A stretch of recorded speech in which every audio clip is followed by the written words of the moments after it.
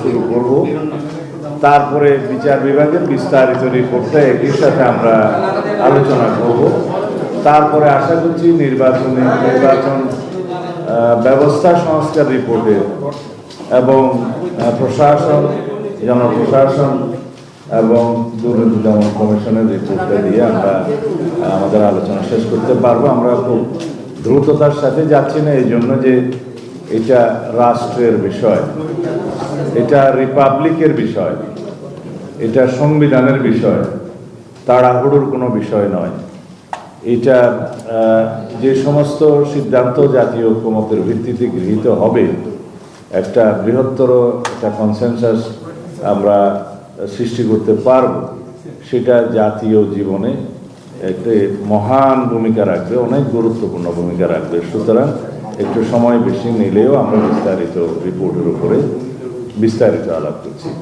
আমরা জাতীয় ঐক্যমত্য কমিশন কর্তৃক প্রদত্ত সংক্ষিপ্ত, যেটাকে আমরা স্প্রেডশিট বলি, ওর উপরে আমরা কোনো আলোচনাই করিনি। সেটা একটা আমাদের মধ্যে ধোঁয়াশার সৃষ্টি করেছিল, বিভিন্ন রকমের বিভ্রান্তি সৃষ্টি হয়েছে। যাই হোক, সেটা ওনারাও আলোচনা করতে আগ্রহী না, আমরা মোটেও আগ্রহী নই।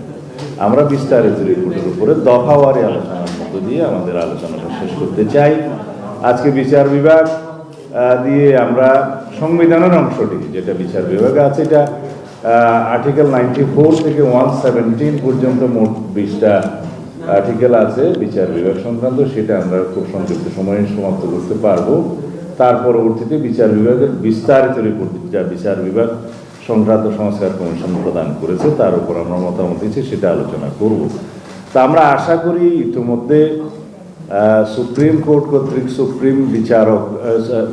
সুপ্রিম কোর্টের বিচারক নিয়োগ সংক্রান্ত যে অধ্যাদেশ জারি করেছে, যেটা হাইকোর্টে চ্যালেঞ্জ হয়েছে, সেই বিষয়টা এবং সুপ্রিম কোর্টের একটা সচিবালয় প্রতিষ্ঠার জন্য যে উদ্যোগটা গ্রহণ করেছে, এটা সহ আমরা বিচার বিভাগের স্বাধীনতায়, সম্পূর্ণ স্বাধীনতায় আমরা বিশ্বাসী এবং সেটা আমরা বাস্তবায়ন করার অঙ্গীকার আছে। তবে আমি বিচার বিভাগকে, সুপ্রিম কোর্টের সংশ্লিষ্ট সকল উদ্যোগকে যাতে আইনানুগ এবং সাংবিধানিক প্রক্রিয়ায় যায়, সেটার আহ্বান জানাবো, যাতে আমরা কোনোভাবেই বিচার বিভাগ কর্তৃক সংবিধানের কোনো কার্যক্রম আইনানুগ এবং অসাংবিধানিক না হয় সেদিকে যেন